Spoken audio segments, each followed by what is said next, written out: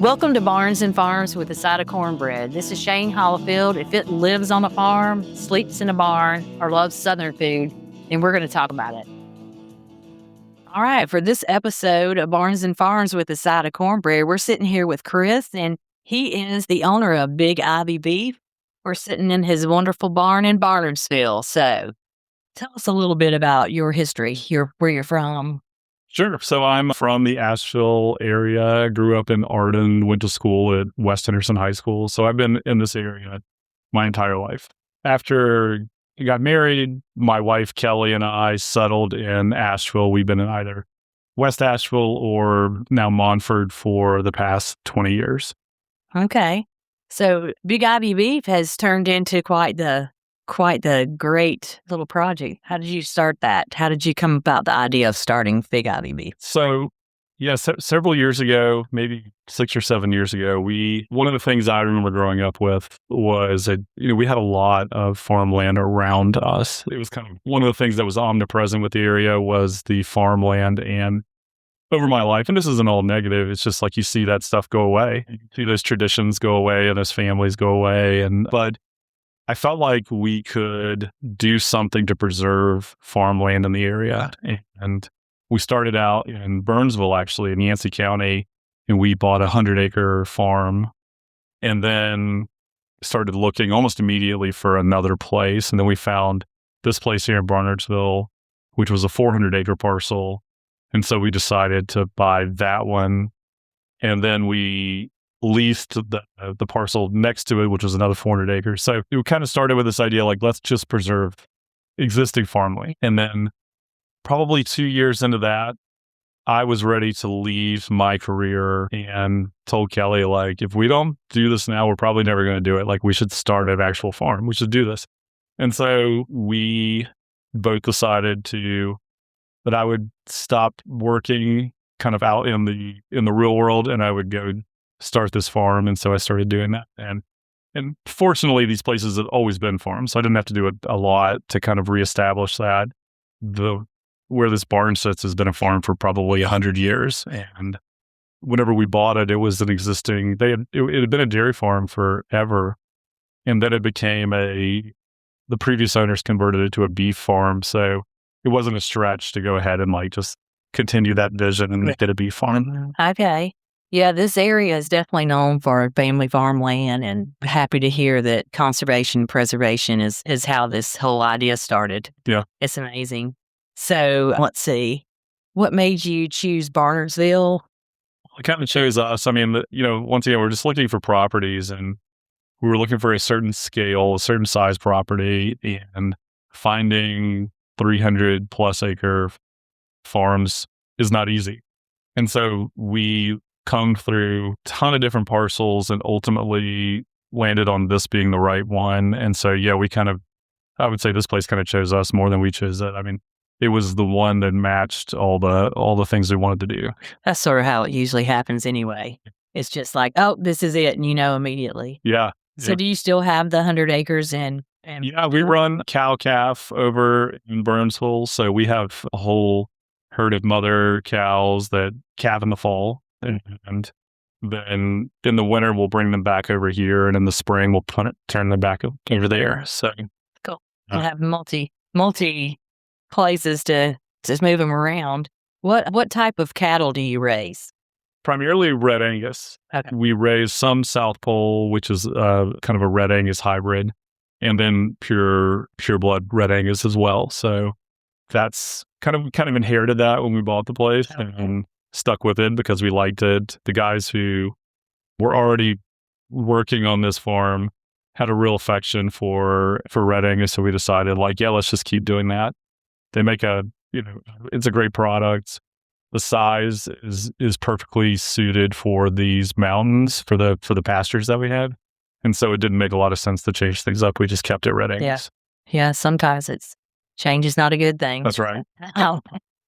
So what makes your beef different from like store-bought beef, just for people that don't know about regenerative farms? Yeah, so, we do incorporate regenerative practices. I mean, we have a real, passion for animal welfare here.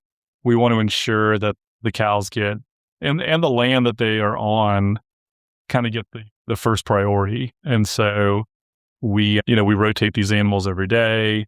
We don't put anything on our pastures. There's no chemicals. We're really kind of using the animals on the land and having them work together to create the product that we ultimately want, which is a superior beef product. And I think it shows up. I mean, when we built this barn, the reason we did that is because we wanted to control the actual quality of the butchering process as well. So that, that was kind of the next step in making sure that we knew from the day an animal's born till the day that we sold a ribeye, that we knew exactly what was happening to it. Yeah. And I can attest to the quality of it because I go every Saturday to the market and buy them from your wood bank. And there's definitely a difference in the taste. And so you take care of the land, which in turn takes care of the cattle. That's right. There's this culture in ranching and farming to kind of work against the land. You want to take things away. You want to kill things. You want to kind of manicure it to look a certain way for humans. But a lot of times you're working against the very, the nature of it. And in my research and the people that I've kind of used as mentors, they work with the land. And it just made more sense to me to do it that way. So all of our efforts here are an effort to work with the land to make sure that we've got the type of system that takes care of the animals, and it works pretty well. It's all very symbiotic. We also raise pigs and chickens, and they have their own place in the ecosystem here on the land as well. Okay. So that sort of ties in with how you get the high quality, of all of these processes that you have in place. And yeah. So are you grass-fed, grain-finished, or is it So we're grass-fed, grain-finished, and we looked at kind of all the different ways of doing it and ultimately decided that the feeding, raising animals on pastures and then finishing them with a grain was the best way to get a quality product, a consistent quality product. And so if you look at the way we do it, our steers that are what we call finishing are on pasture, and they have a rolling grain feeder that kind of rolls along with them. So they move and that moves, and they have free choice. They can eat grass. Like right now, they're eating a lot of grass because the grass is so nice, and very little grain, which will it will be a leaner product for a while. And then in other months when they're going to have these variations, but in our efforts to grass finish, we were just never satisfied with the end product. So this is how we kind of get the product that we think is best. Okay. That makes sense. What does sustainability mean to you? Well, a lot of things, but I think long-term thinking about what you're doing and how it's going to impact the land that you're on for future generations, and making sure that you're setting up that either a small piece or a really large piece of land to be able to produce what we're producing or even more in future generations. I think that's kind of sustainability, the way I think about it. And you mentioned that before this was already a producing, like it was a dairy farm. So since you've been here on this land, was there a moment that you thought this is my legacy?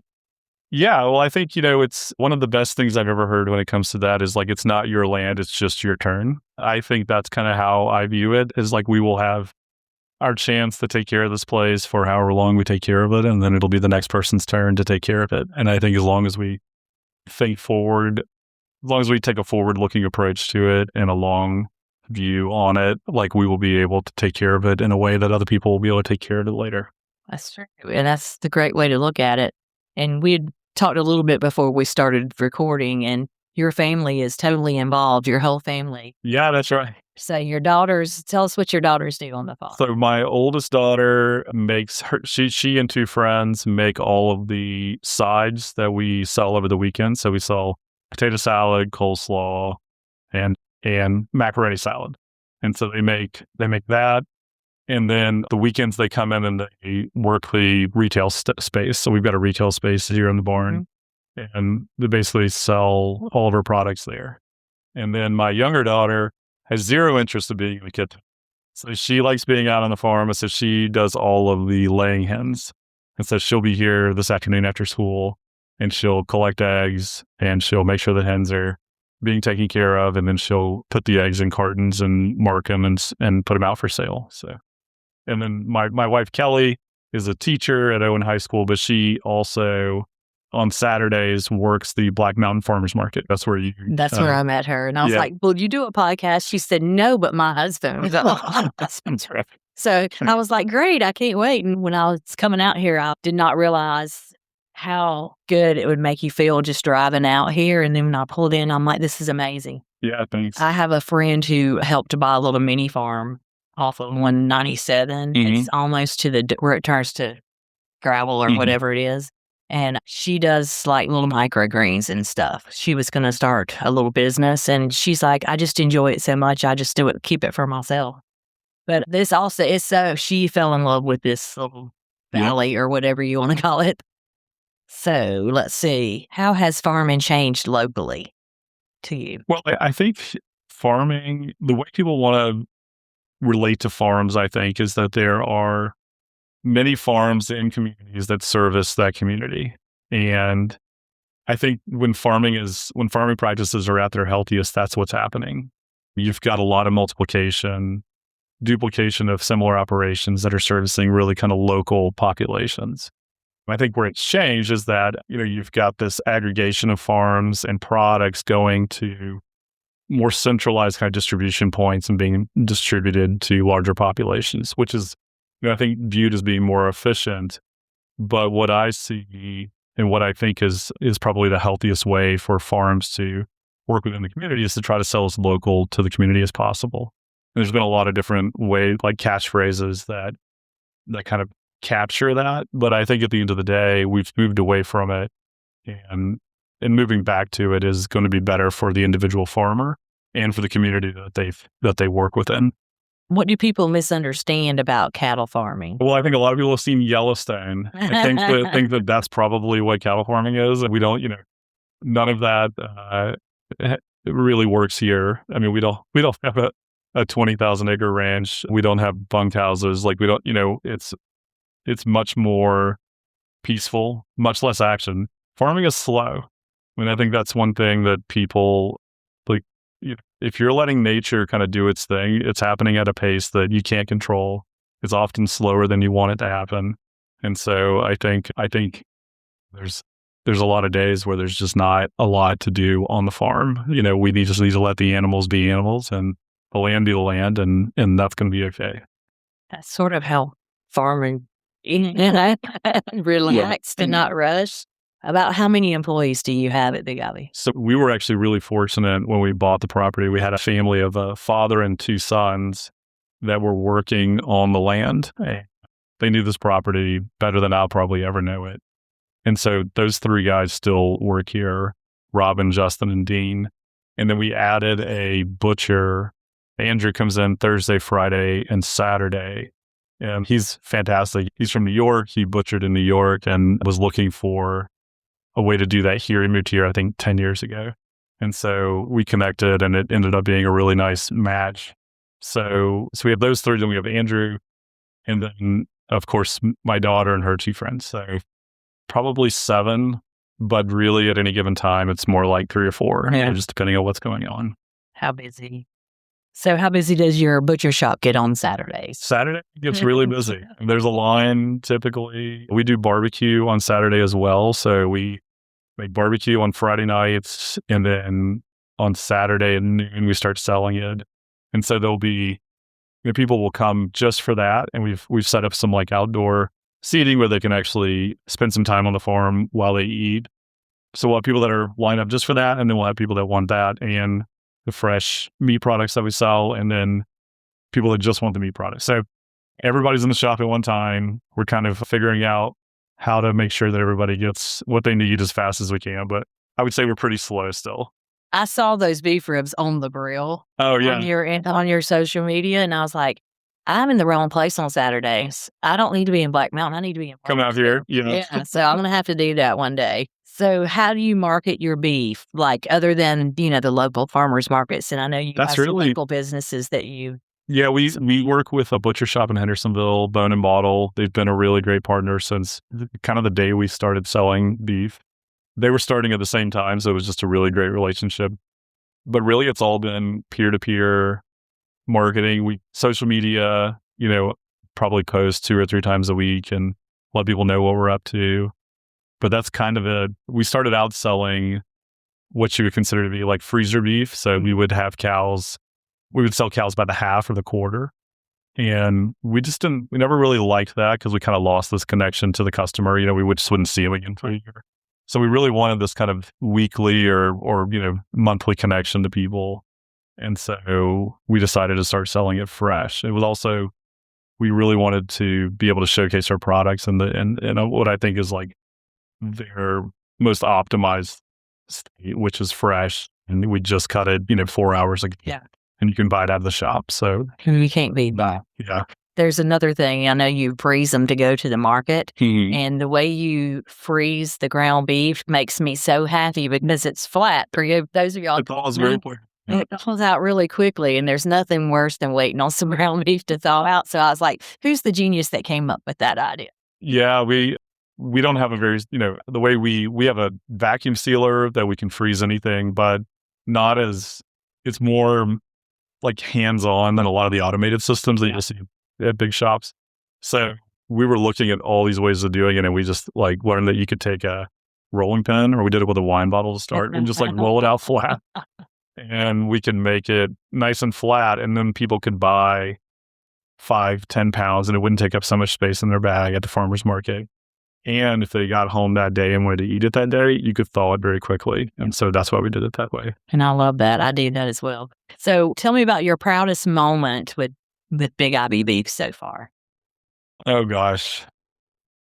I think probably the repeat customer at the Black Mountain Farmers Market last year, just the number of people who not only were willing to take a chance and buy our product for the first time, but then would come back and come back again, and we would see the same people every week. And it was really our first exposure to weekly customers, and just the reaction we got and the support that we got there really kind of catapulted us into wanting to do more.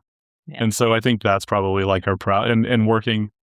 I don't know if you've ever worked with your spouse, but that's always it's going to be okay. But then, we really enjoyed working together and really enjoyed having that experience together. So I feel like you're proud with your kids being so involved in the farm. 100%.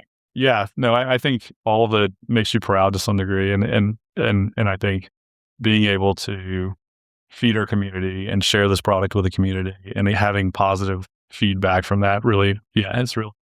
That's amazing. Makes us proud. It's amazing. And there was one Saturday that y'all weren't at the market, and I don't know why, because we don't even know each other, but I had some of my clients call them, why is Big IB not at the market? I did ribeyes today, and I was like, I'll bring you some. I'm going to Hendersonville. I'll bring you some. So, yeah, it's just so you know you're missed when you're not. So what keeps you going? I know this is not an easy business to be in. No, it's a very new business for me. I really don't know anything, and everything we probably learn either the hard way or we get really lucky. That's what keeps me going. I mean, there's a continuous improvement element, and especially retail beef sales, that every week we learn something a little different, and we'd like to change things up. We've also got kind of a blossoming culinary program coming out of the kitchen where we're making interesting sausages and we're making this barbecue every week, and there's just more of that to be done. That's really what keeps me going. It's just, whether we turn our attention to what's going on in the pastures or we turn our attention to what's going on in the butcher shop, there's always something to learn, always something to improve upon. I mean, we could be doing this for 20 years, and I think I'll be able to say the exact same thing. Yeah. What do you wish people understood about farmers that they might not know about? I don't know. I don't know if people don't understand this, but I think it's fun to reiterate. I think I should reiterate just how much farmers actually do care about everything that they do and how little reward there can be sometimes. But that the amount of effort and care and time that they're willing to put into these products that we all get to enjoy is they're kind of like the unsung heroes in America. That's the way I think about it. Absolutely. And that's why I started this podcast, because I think people need to hear more about how much care goes into it. Like, I know when I cook my ribeye, I'm like, oh, this is so good. Big IB's the best. And, then I go on about my business, and you're still, working real hard to make sure everybody feels that way. Yeah. So No, I think that's right. I think, farmers are not, in my experience so far, like not big talkers. And there's no farmers meeting that people go. It's just like it's very isolated in some ways. And so I think people don't, it's really hard to kind of get that farmer story. Is one of the things I really appreciate about your podcast. And I think, reaching in more and understanding more. And I think, in Barnardsville alone, there's probably 50 farms operating that all have a really great story. yeah. Yes. And I appreciate you letting me come out because I have a friend, one of my agents actually, her husband is a 4th generation dairy farmer and they just converted to cattle, I think in the last year or so. And I was like, what's it going to take to get you on my podcast? And he's like, there's not enough bourbon in the whole world. I think that's a real farmer. I'm just pretending to be a farmer. That sounds like a real farmer to me. But yeah, so I've asked a couple and I've sort of got the decline on that. So I appreciate you jumping in and helping me out. What is your favorite cut of beef? Oh gosh, we do a Delmonico, which is basically like a chuck eye steak that I think is really, really, and I think that's like probably one of our best cuts.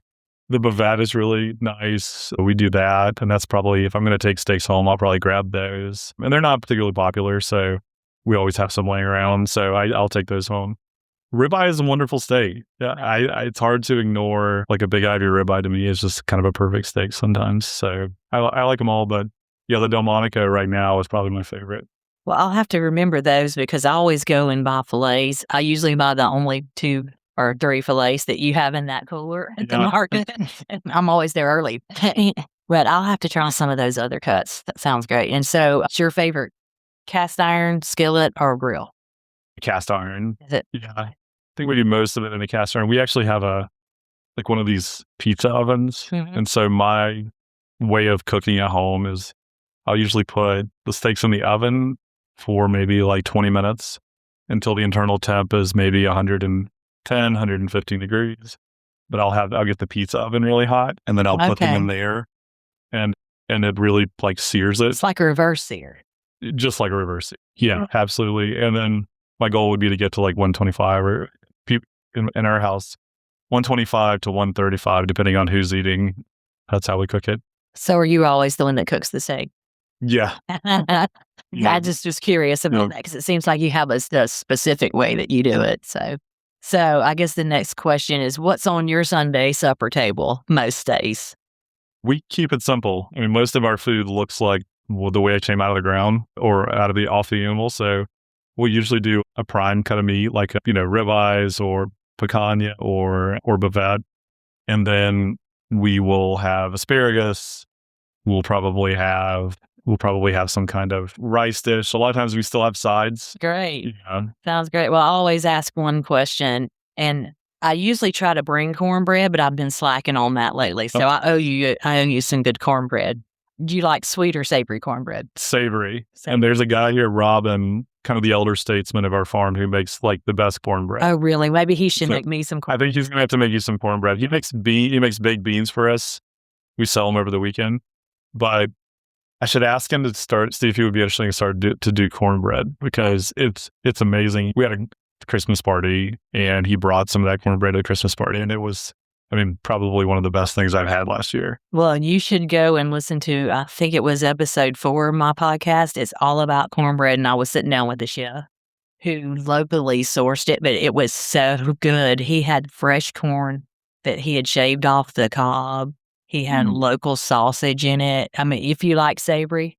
What's your favorite? Mine's savory. Savory. I do not like sweet. Yeah. I'll eat sweet, but it is what it is. But yeah, I love the savory. So it's going to sound a little bougie, but I really loved the cornbread of the season at the Biltmore at the Stable Cafe. Oh, yeah. And sometimes it's sweet, but it's always so moist. I'll have to go try that. Let's see. How can listeners support farms like yours? I think farmers markets are the easiest way. They're really accessible. The group ASAP that manages most of the farmers markets around here, they have really made it accessible for farmers to go there, sell products. And I think if you're just looking at like, how do I support a local farm, go to there's probably one close to you. I would almost guarantee there's one close to wherever you live. Go there, see all the different products that are being made by these farmers and try it out. Yeah. I think that's a really great way to, and once you develop a relationship with one of your local farmers, continuing to kind of foster that relationship, trying new products, giving them feedback. I mean, I think one thing we don't seem to get enough of is negative feedback. Like if something's not right, we really do want to know so that we can make it better next time. But I think the hardest customer is the one who had a bad experience and then who just never hear from them again, which is fair. But it would be nice, if you want something different. Like we got last year we were getting all these requests for chicken. And so we just said, let's start doing chickens. And so now we do it. We're doing it actually this week. We'll have fresh chickens again, and then those will turn into frozen chickens pretty fast. So we'll have those at the farmer's market. But a year ago, we weren't even thinking about chickens until people started asking. Well, I'm glad to hear that you want to hear the feedback. And one of my takeaways was that you wanted to have that contact with your customers. And 100%. 100%. That's great. So what's next for Big Ivy Beef? I think at the end of May, we're going to do our first farm-to-table dinner here at the barn. And so the idea is that people will pay a flat rate and you'll be able to get food and drinks, and we'll have some music, some kind of entertainment. Well, it'll definitely be music. So we'll have that entertainment, and it'll just be a nice evening out and something different than where you may normally go out on a Saturday night. So that'll be exciting. And assuming that goes well, our goal is to do that every month and with different themes. So this first one will be probably very vanilla. It'll just be kind of a farm to table experience, but we've been having fun playing with like a high end kind of steak night, like a steakhouse. And then one night might be more of like a Western theme. And then one night might be more of like an Italian theme. And just having these kind of themed dinners using farm products, I think will be a lot of fun. And so I think that's one of the next things we're going to do. Oh, sign me up now. Yeah. I mean, for those of you who have not ever been to Big Ivy Beef, this barn's pretty amazing. So I can only imagine having a great meal and a great time. Yeah. Just based on the limited events that we have had, I think it's going to work out really nicely. So I think people enjoy it.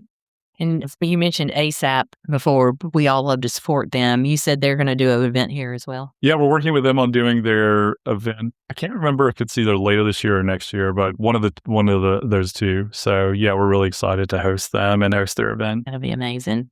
Well, what would you tell someone dreaming of owning land or farming? Do it.